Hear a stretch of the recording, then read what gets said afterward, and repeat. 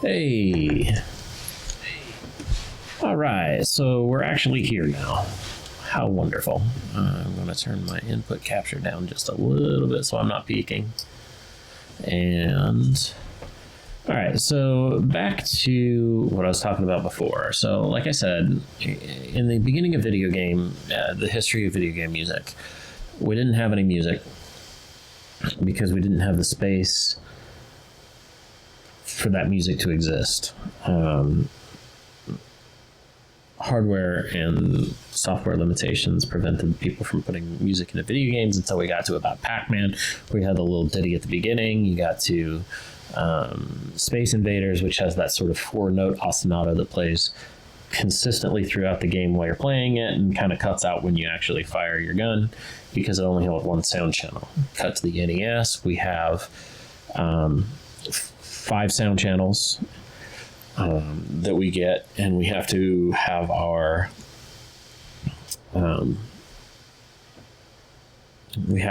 sound effects play at the same time as our music, so you can hear parts of the music cut out at the same when you are jumping or using a sound effect.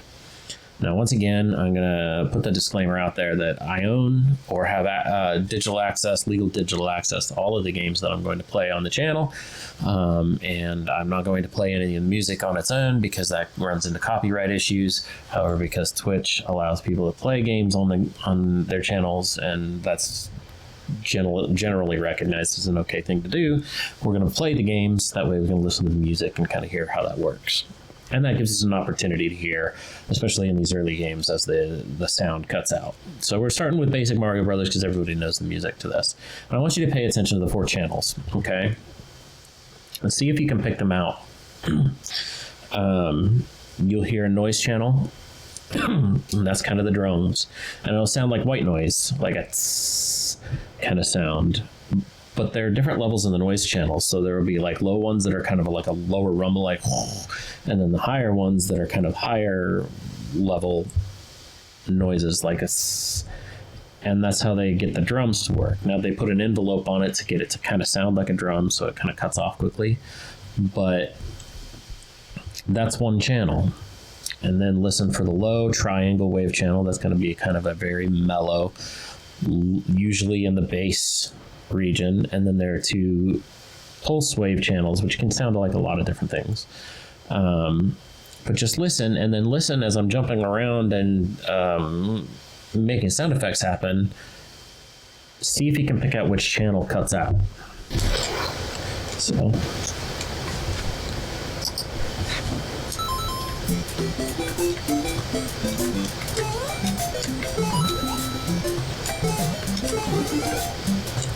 you can hear in the melody that parts of the melody cuts out. One of the brilliant things about the Super Mario Brothers theme is that the melody is actually, for much of it, doubled on 2 channels.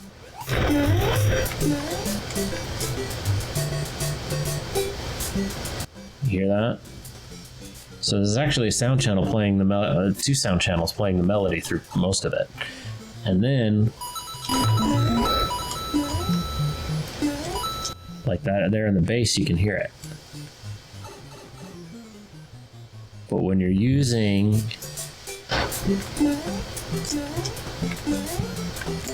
sound effects, it'll cut one of those channels out, but you'll still get the melody because it's being played on the other sound channels.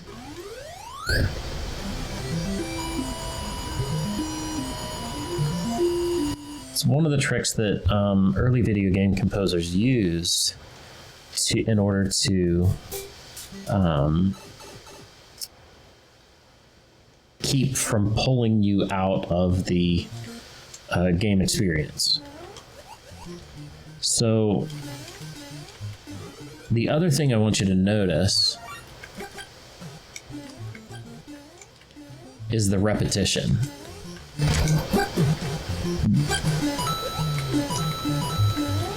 When composing these games, or for these games,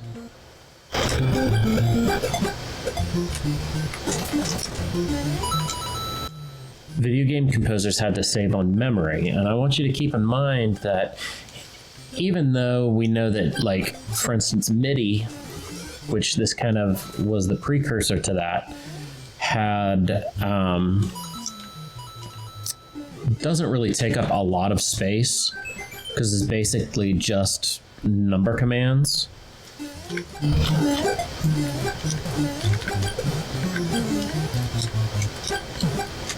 The reality is that every character in these early video games counted. So in order to save space, instead of saying, okay, play this note, then this note, then this note, then this note over the course of the entire song, what they could actually do is say, play these 10 notes, and then repeat those 10 notes, which took up less space. So your early video game composers use a lot of repetition, and they'll do fancy tricks like changing the instrument but having it play the exact same notes, because that still takes up less space.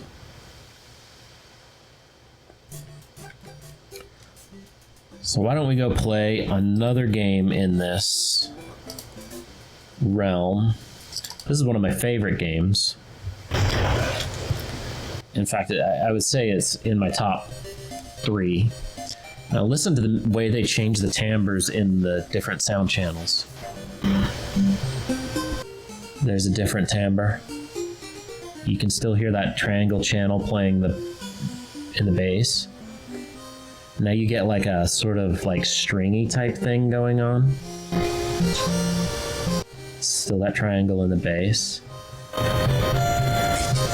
Also, if you didn't pick it up, that nice use of the noise channel for the lightning bolts there at the beginning. Play it again.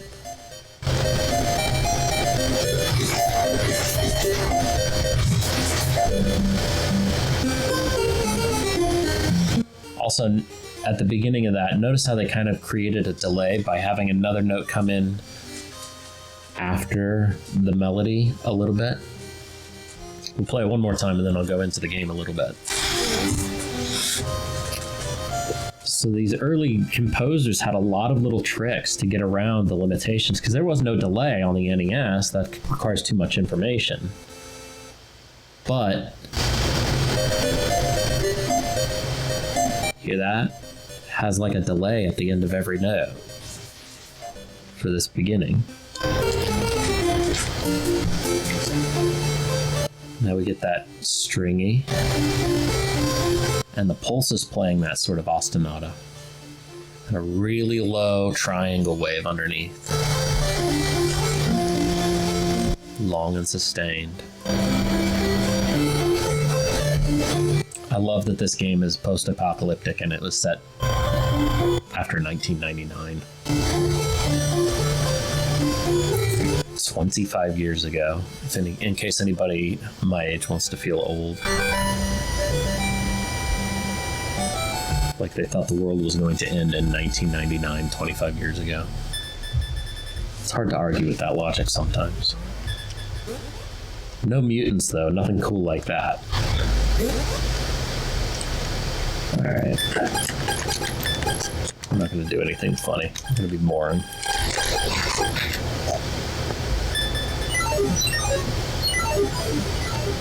Use of sound effects, those sort of trills.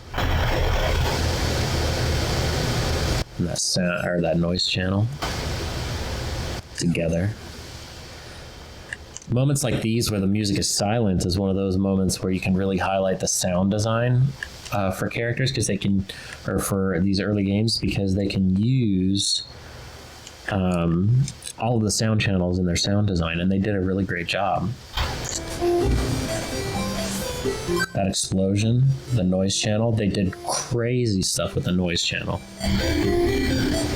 You can hear that bass again, that low triangle wave, and then the ostinato back in the background.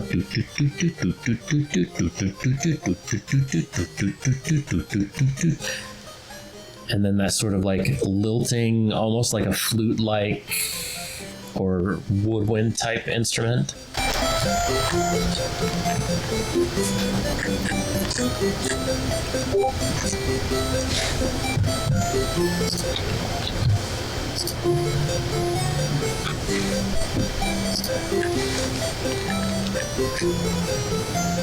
This was one of the games that really impacted me as a kid. It's one of the games that made me want to play or be in game development.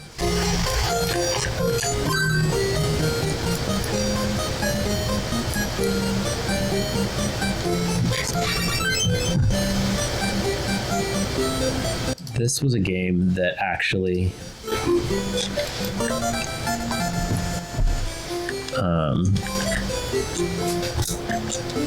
was one of the first games that introduced me to like really emotional moments in video games.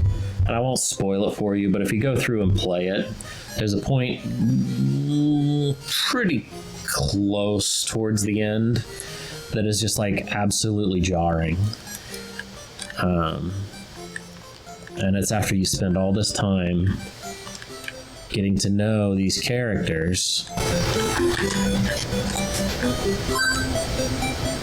like this little dude with the unibrow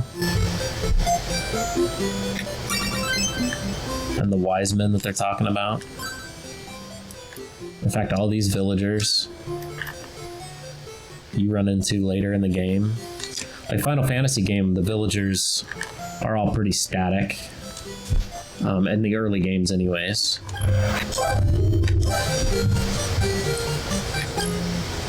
You can hear the music cut out really well right there. The ostinato cuts out. So you definitely know which channel the sound effect is on, right?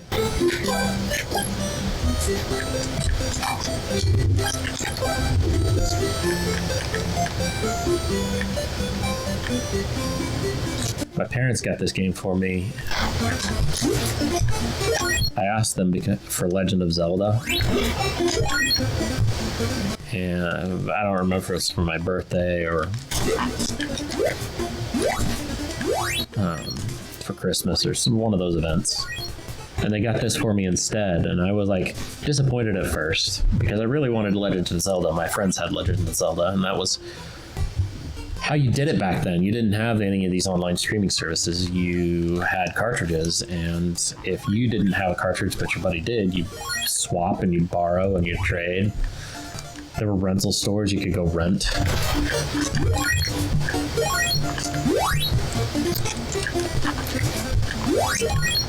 Listen to the way the sound effects play too.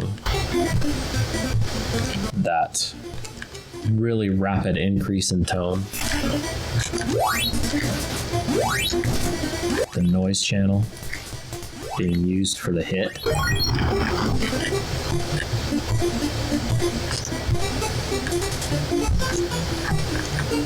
I like that kick drum right there.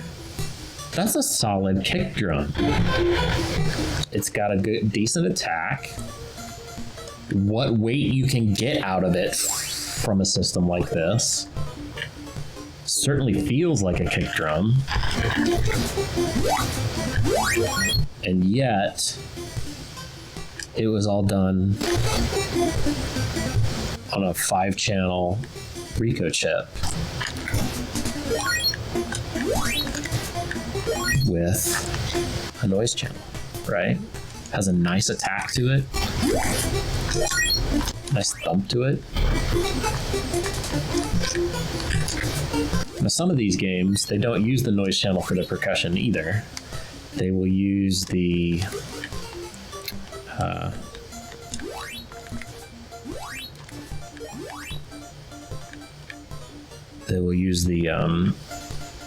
recorded audio channel. There's a recorded audio channel, and you hear it more in Double Dribble, which we'll play here in a minute. They use it sometimes for voice, and like you can barely understand what they were saying, like because the audio quality is so degraded. Trying to run it through a chip because it's not audio playback in a traditional sense. The sound chip had to try and recreate the sound from like this super condensed compressed file. And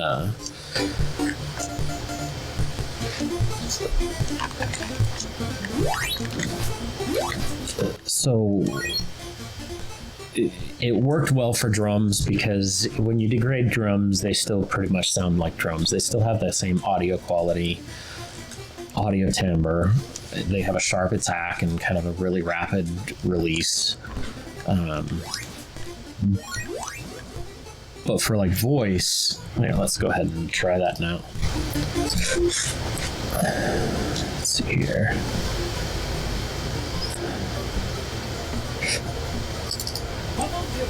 Yeah, right there. Double dribble.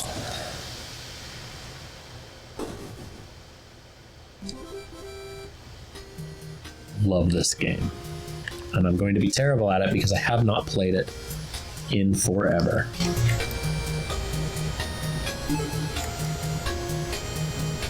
You always fought over who got to be the Bulls.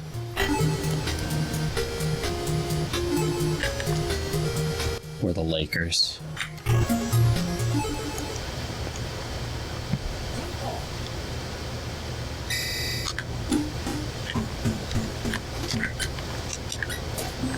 Look at that.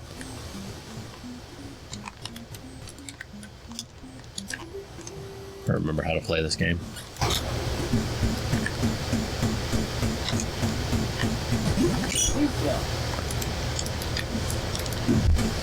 But this was one of the first examples of like live commentary.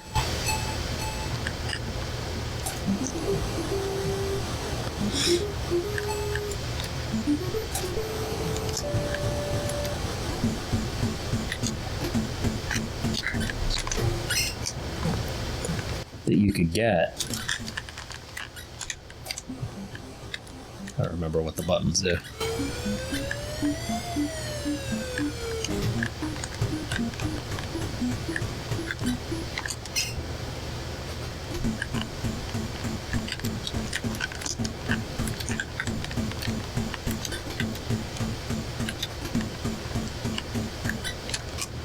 Yeah. Ah.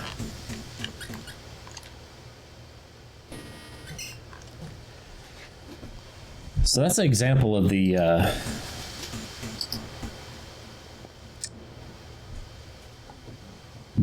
audio chip playing back a sound. Another example is here in Super Mario Bros. 3. They didn't use it for voice.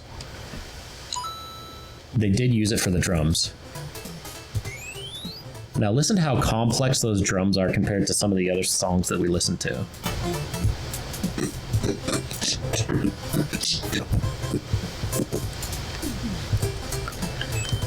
So this was later in the NES life cycle as the Super Mario Bros. 3, and this is when they started to like really push the hardware a lot harder. And of course, Nintendo's always been best at pushing its own hardware.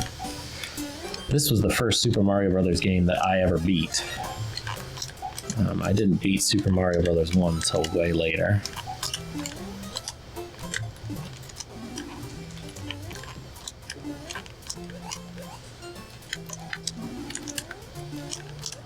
I'm not as good as it is as I used to be.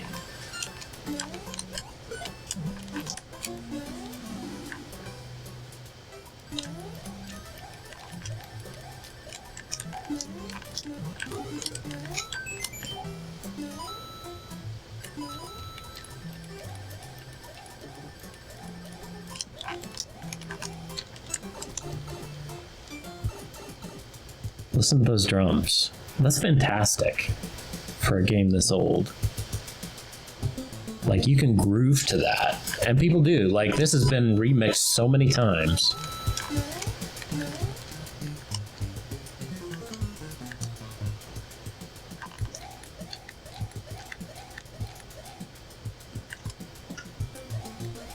Let's see if we can...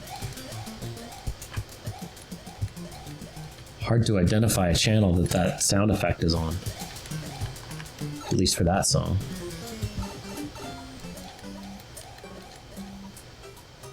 Not for this one. Again, it sounds like they're doubling the melody.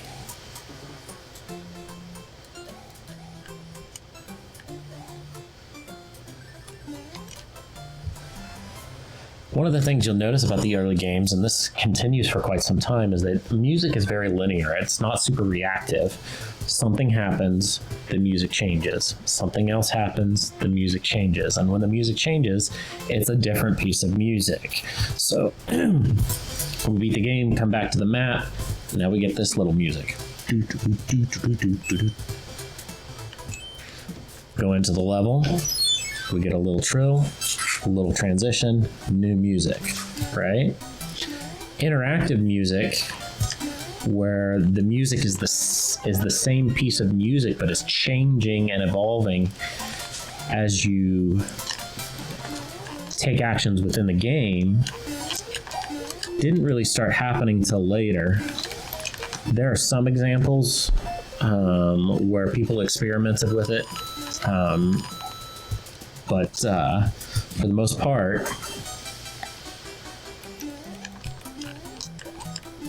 doing something linear like this was more efficient. And efficiency, again, for this kind of hardware was pretty key. Another little sort of transitionary music. We move into the next thing.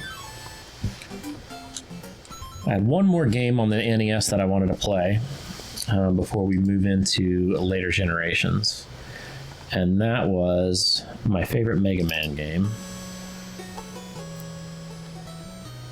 And it just really, I wanted to do this one because it really highlighted the range that these composers had. This very bluesy sort of intro. Beautiful. No percussion. Then you get the percussion.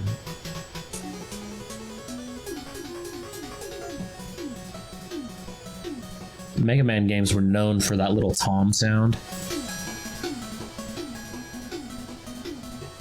And the thing is, that tom sound is on the triangle channel, right? A little pitch bend to it. Which means that whenever that super rapid bass is playing, that has to cut out in order for them to play the toms, but you don't notice it. Unless you're looking for it.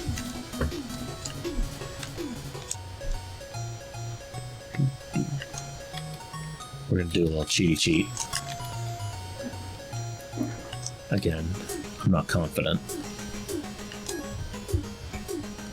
Some more of those toms. Use of that noise channel for the drums.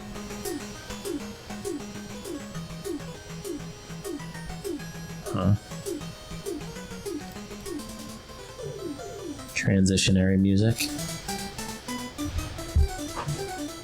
The Mega Man games were also great because you got, 8 pieces of really great music before you even got to the Wily stages, not including the boss music, which I almost always loved.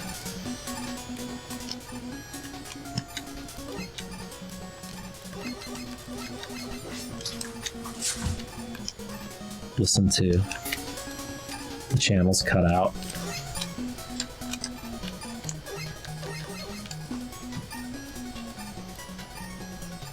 Those little touches, like the sound of him landing, rather than the sound when he makes the jump. Sonically distinguishing. And then you got this, that great little audio piece at the beginning. So on LinkedIn, there's a guy named Amir Satbat, and if you are looking to get into the video game industry, I recommend following him and trying to connect with him because he does a lot of video game job stuff. And one of the latest polls that he did, super non-scientific, but he has a lot of followers, and he put out there is, what is one of the things, actually I might be mistaken, it might not have been a poll that he put out, it might have been an independent one, but regardless, the outcome of this poll, which was asking, hey, what's something that you look for in a great video game? And one of the top responses, if not the top response, I think it was the top response, was a great soundtrack. And I think it really highlights, when going into doing any kind of video game development, how you should not undervalue your sound people and your music composers. There are a lot of us out there. It's a very competitive marketplace for composers and audio guys. But understand that, yeah, you should be paying them pretty well, just like the rest of your staff, because people really look for that. That changes the entire feeling of the game.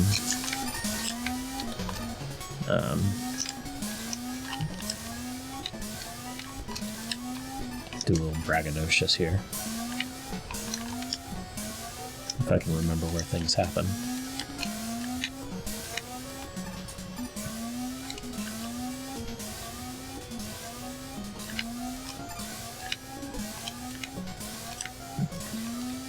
How many people do you know that can do the disappearing blocks in one shot?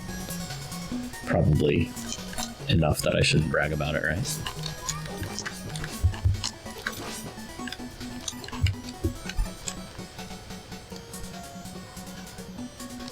It always messes me up.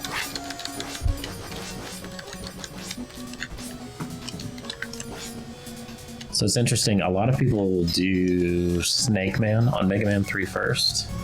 I never got the good feel for Snake Man. I always did Magnet Man first. And it's the reason I always did Magnet Man first is Nintendo Power recommended doing Magnet Man first. So his was the pattern that I learned the best.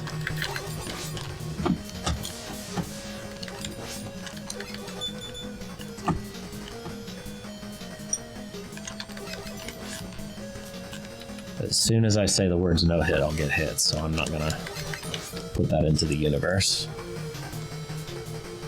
Listen to those drums though. Again, very complex. And those are mostly on, I don't think they used the recorded audio channel for this one. This was all done on the noise channel.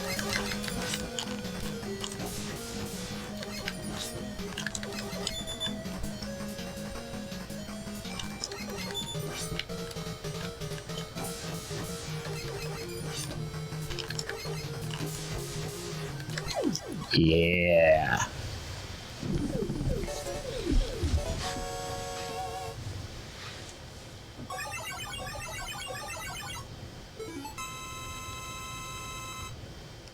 Those sound designers getting to play there without the music getting in the way.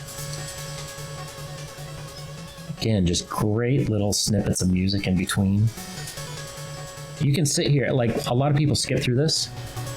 There's a great piece of music right here.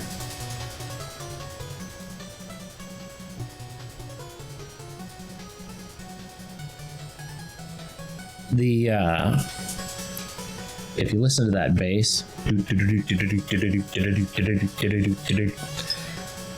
that's really common all through this Mega Man game.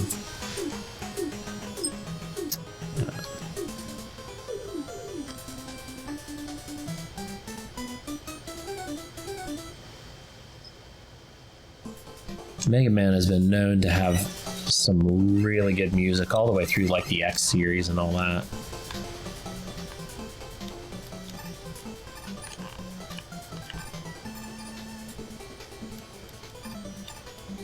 Listen to the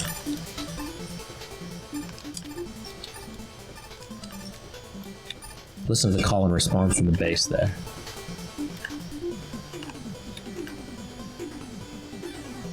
Again, really complex drums.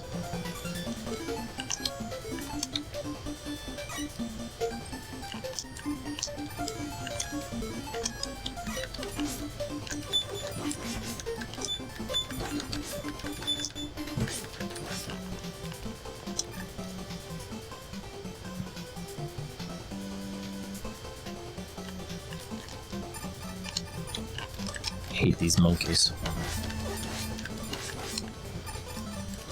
They didn't use the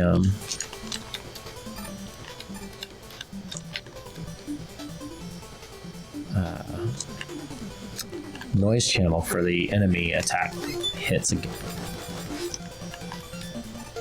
Maybe they did. Maybe they combined some things. Sometimes it's hard to tell.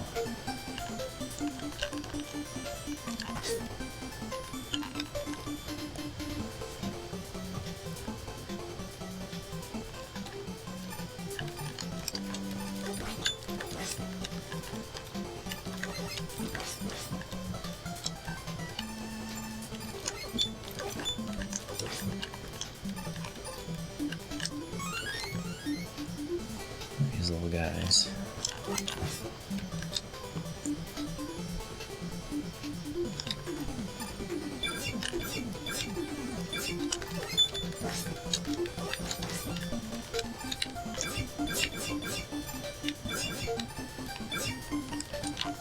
Get our moment with Proto Man here. Again, using sound as a signature for the game. You know, the Legend of Zelda games have been doing that since the first one. And you can identify any Zelda game when you open a chest. You know exactly what that chime is and where it comes from.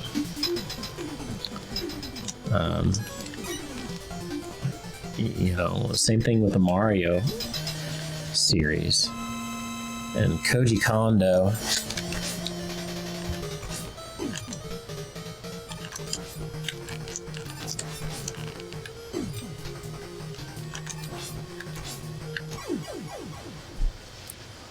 is a master at creating those moments, and their sound design teams are masters at creating those moments. When Mega Man dies, that sound has been the same in some form since the beginning. So I think that was all the NES games that I wanted to play.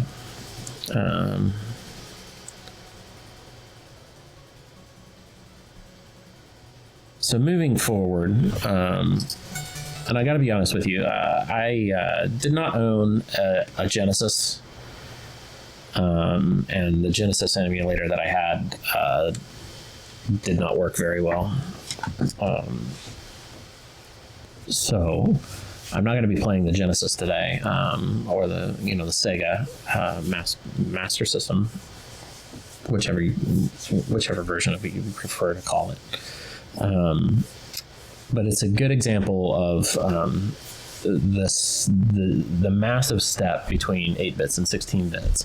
What you need to understand is when talking about these early video game projects and doing chiptune and things like that, is that the difference between 8 bits and 16 bits isn't 2 times.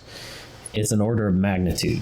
Okay, so it's 8 times 8. So you go from, and it's the same way you think about, okay, we go from 8 to 16 to 32 to 64, and everyone is a step that's doubled, but really every time you increase that one time, the amount of stuff that you can do is not just doubled, it's multiplied by itself. It's an exponential increase.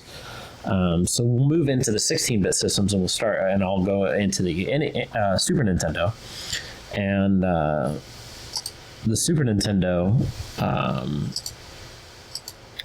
you can hear some of the same principles happening in the Super Nintendo, the certain number of sound channels and sort of a lot of that synthesis going on, which is what they had to use early on, because you couldn't use recorded audio because it took up too much space.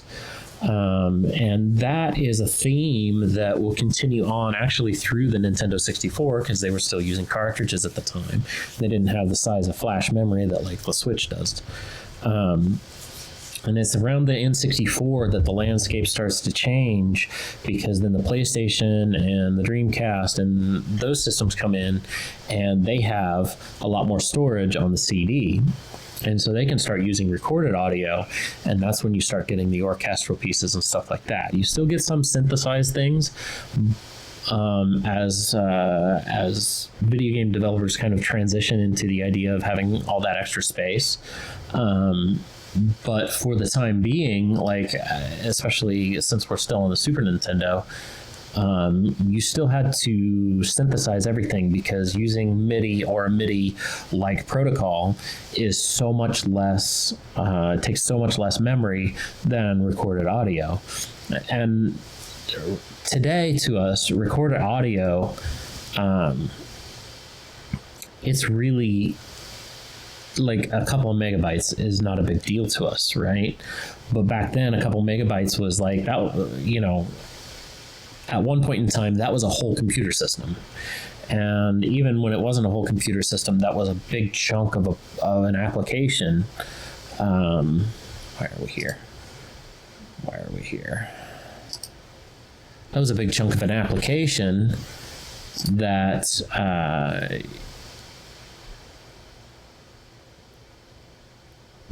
you couldn't dedicate to just music. So let's try Fantasy. Oh, I didn't get to play Kirby's Adventure. We'll play that another time. Or Maniac Mansion. Maniac Mansion, I wanted to play. Maybe we will play that. So one of the things that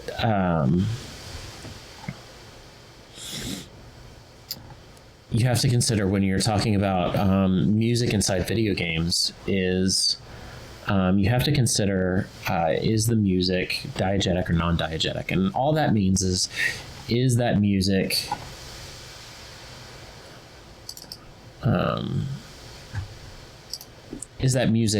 a part of the game, like something that's happening within the game world, like on a radio or a TV, or is that something that is not a part of the game world and it's just kind of happening, like the Final Fantasy music that's just kind of happening in the background? So let's go into this is one of my favorites.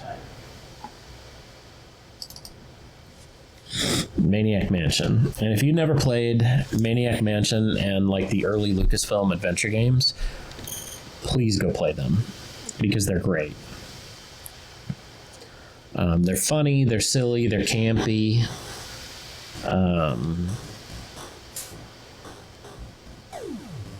You got those noise channels.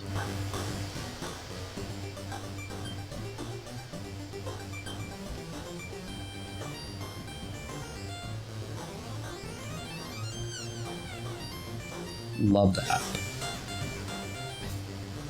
Nobody tell me 1990 was 34 years ago. I don't want to hear it.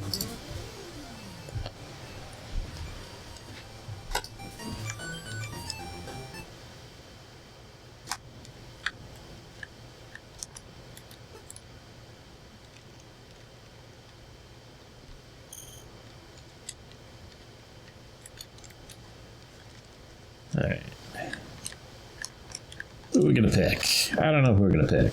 That guy's the musician. I don't remember who all the different people are.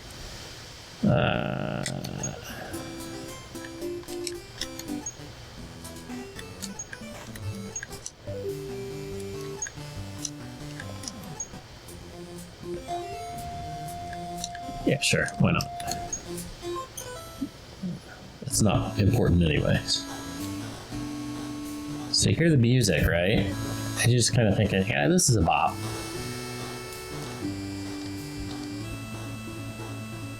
Right? Thing is, right? They all have their own music. They're all listening to their own music. This is inside the game. This is all diegetic music. And so his CD player is still on, right?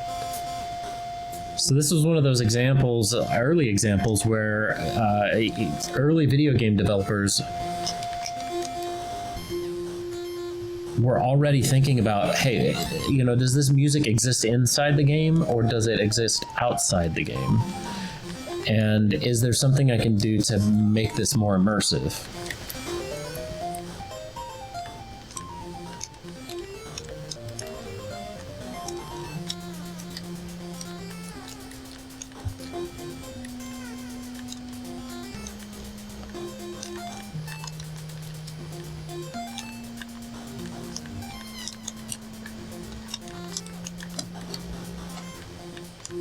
It also gave players the option to turn the music on or off. Now, you never really want players turning your music off, right?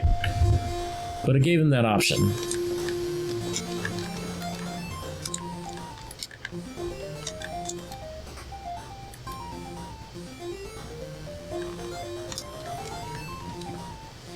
So, I promised we would get into the Super Nintendo. Let's do that now. Because the Super Nintendo had some of the best music of any generation of video games. And there are a couple different things that I want to play on there. Let's see.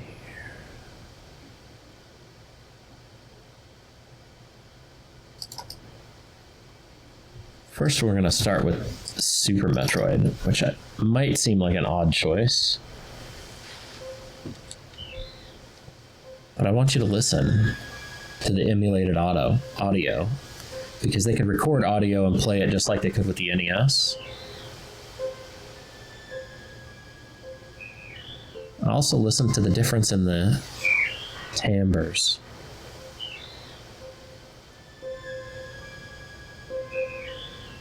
There's even some stereo things happening there.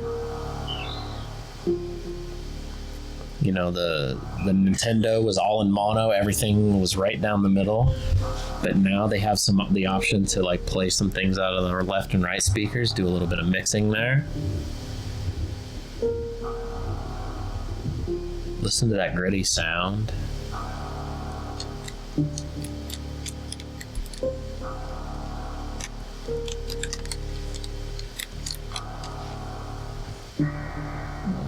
Might have to...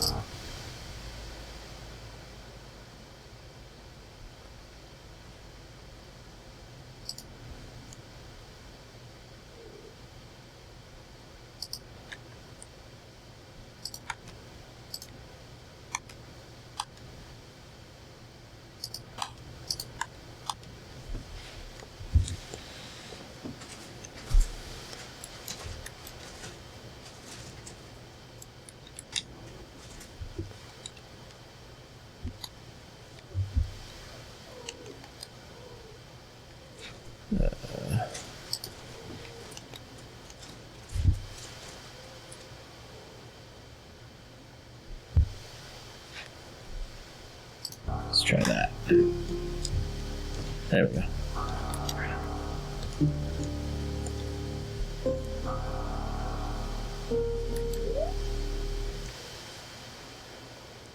The last Metroid is in captivity. You can hear it.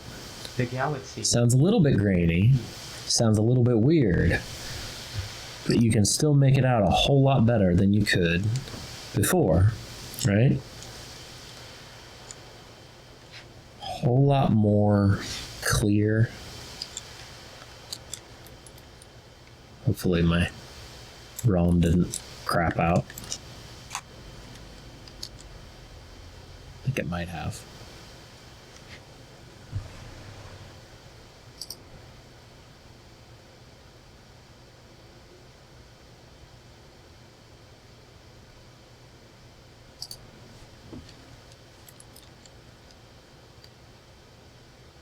Let's try it again.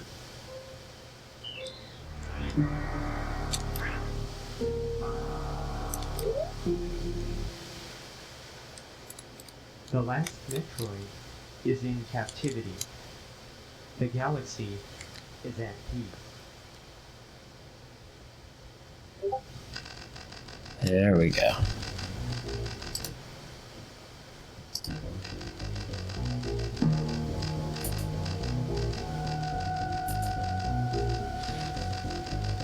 A little bit of emulated reverb on that.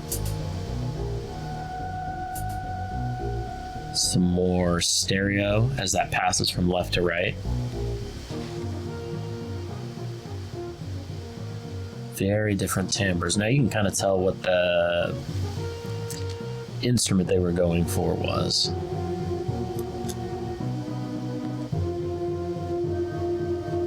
Even almost emulated voice there, choral voices. And now we have enough sound channels that we're not really getting the cutout on channels with our sound effects.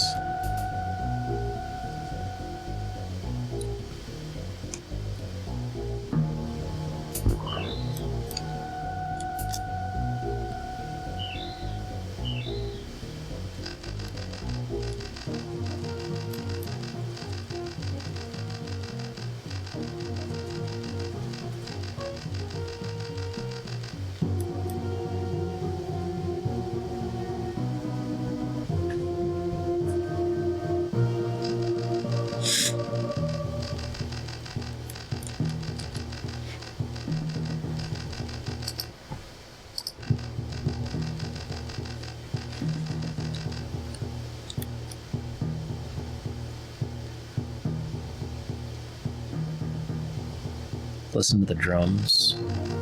Very clear tones.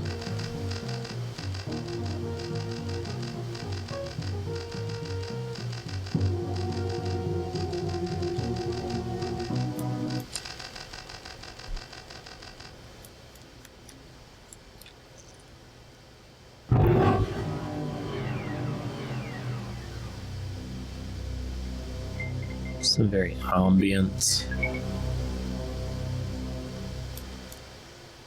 droning.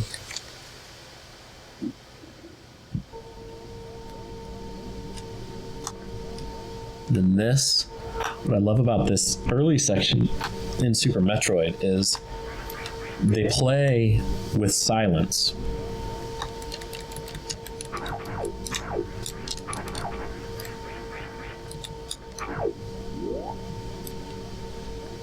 And my buttons are all messed up, so pardon me if I'm really bad at this Ridley fight. You're never going to win it anyways. This is another emotional game. Even though it doesn't, like, you know, Metroid games have never been particularly plot heavy until, you know, later on. Just the fact that you're walking in and here's all these dead people.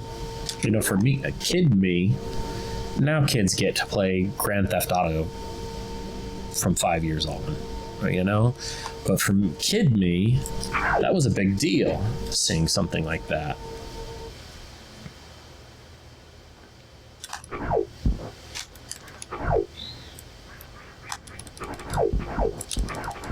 Again, silence.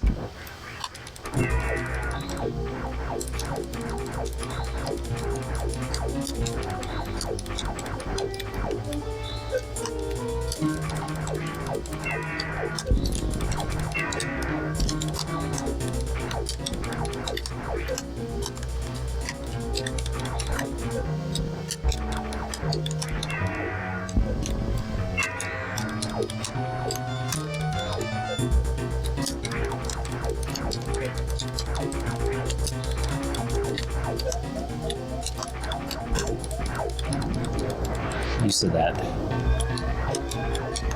Super Nintendo faux 3D system.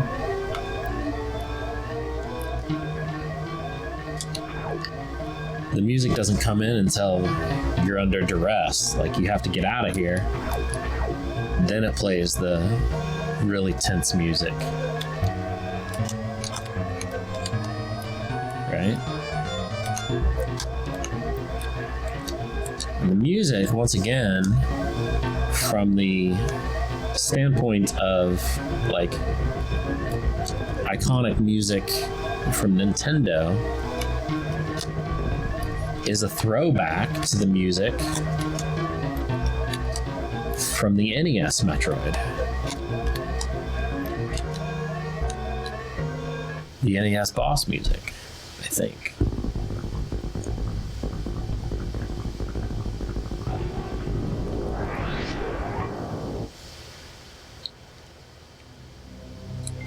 Again, that sort of ambient sound.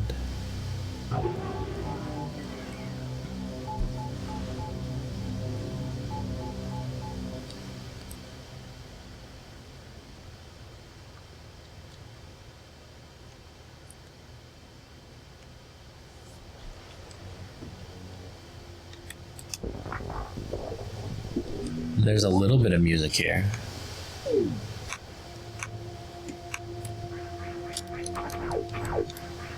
But it's not what we expect, like from the beginning of the first Metroid game, where it immediately starts you off with a sort of rousing anthem. This is very low and slow, playing with silence again. And that's what the extra, power gave the early composers an opportunity to do, which was play with things like silence and stuff like that. Let's try another one.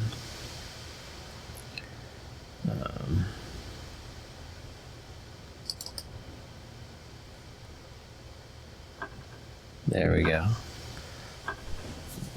One of the greater all-time soundtracks in all of video game history.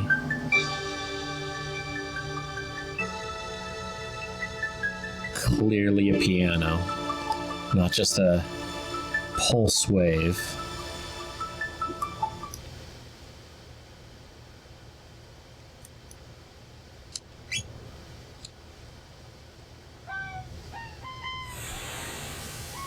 Diegetic sounds from the birds and the fireworks, the ocean, noise channels, clearly.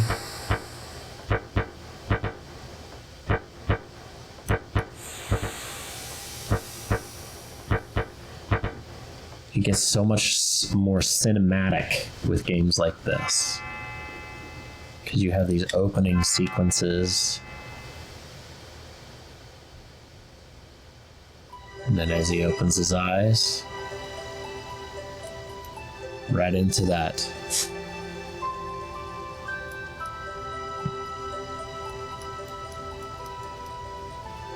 sort of morningish music.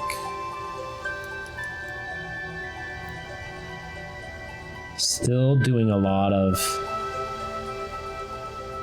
move from one area to the next, and you get a different song.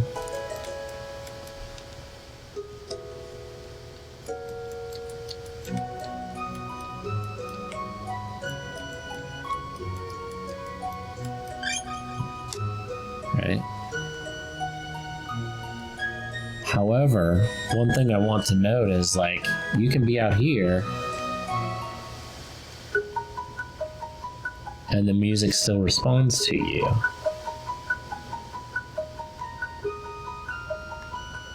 So when thinking about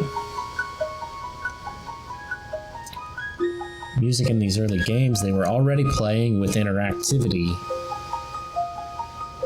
outside of the sort of normal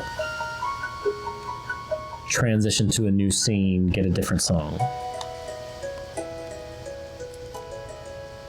And like the music here will continue to play. It's not until you leave the city that you get the fade out and the fade back in.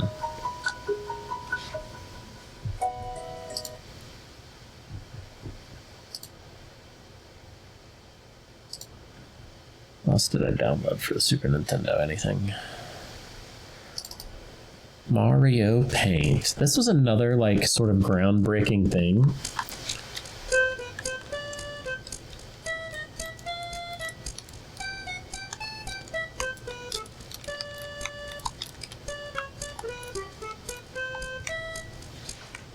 I don't know if I'm going to be able to play it or not.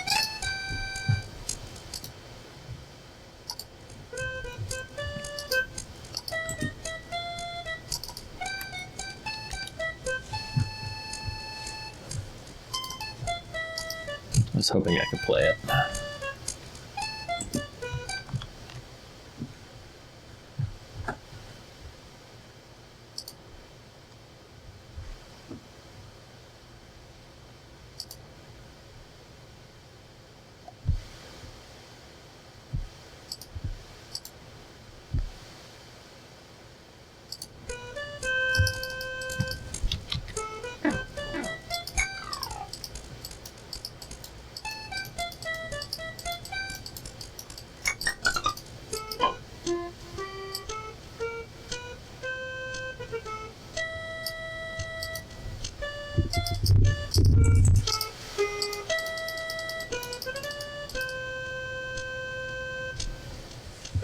But the idea of Mario Paint, if you ever got to play it, was that you could go in, you can make these, you know, sort of special little compositions, and you could actually create music in there. And that's kind of revolutionary for games as well. It kind of gave us sort of the early music games genre.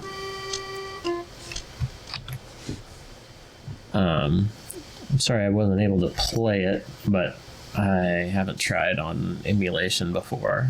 I could probably get it to work, but I don't want to waste anybody's time. Anything else that's good? I thought I had gotten...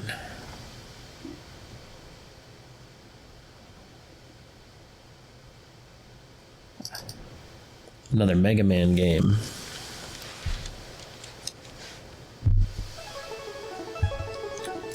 I said that the Mega Man games had really good music, and they did all the way through.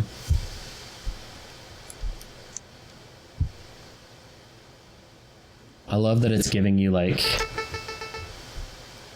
numbers that they considered really big for like a thinking machine, but it was still measuring some things in kilobytes.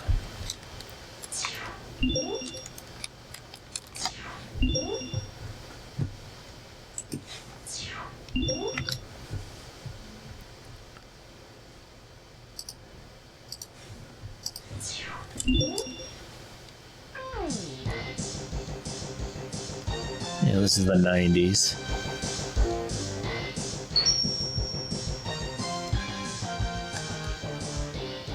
So they like that rock music.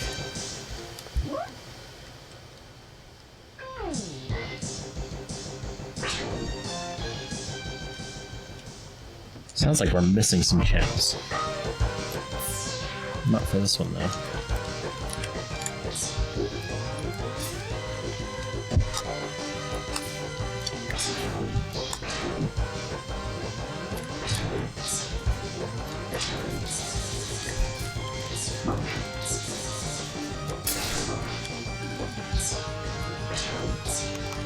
Yeah, I'm gonna be terrible at this. My buttons are not correct.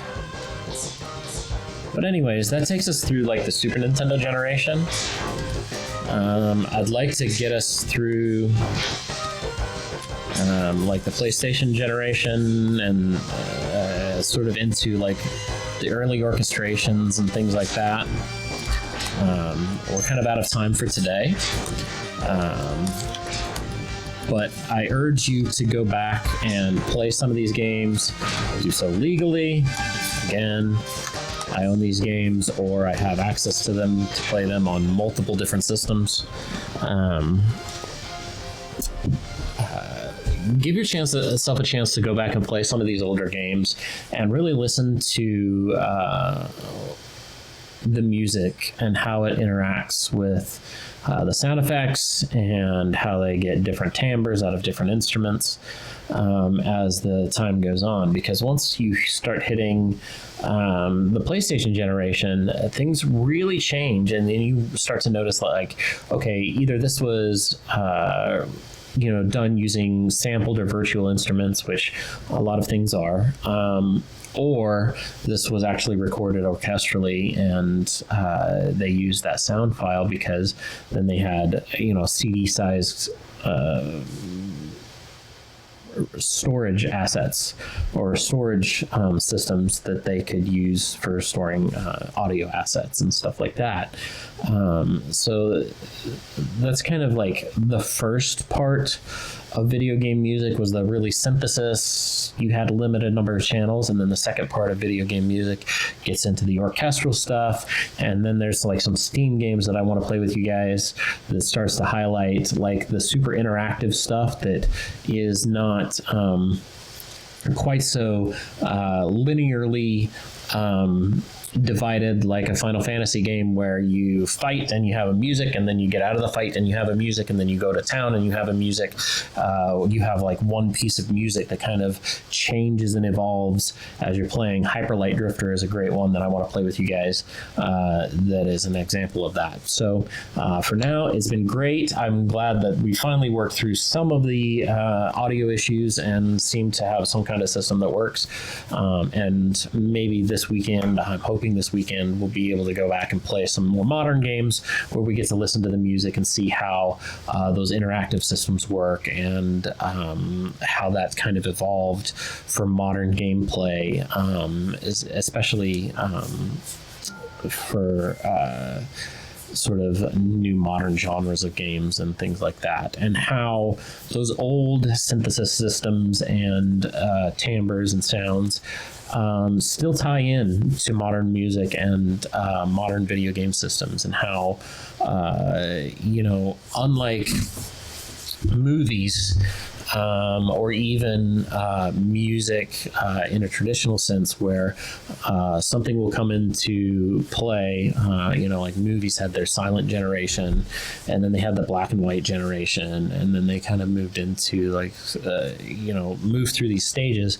And other than like very specific, like super niche circles of like film buffs and things like that, you don't really see a lot of like silent films anymore. People don't really make those unless they're doing something super artsy or it's for a specific subgenre of film enthusiasts.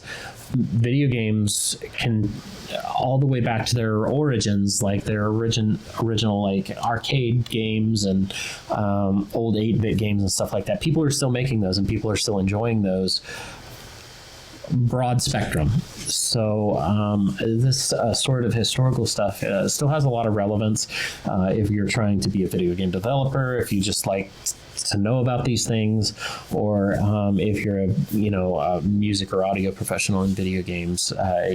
It's good to kind of go back to the origins and understand where we came from, because people are still making those types of games today, and they're still releasing to great success. So for now, it's been great. Thank you so much. You're always welcome to contact us at joystickjams@gmail.com or on the channel. You can catch the VOD on YouTube, and I hope to see you all again in the near future.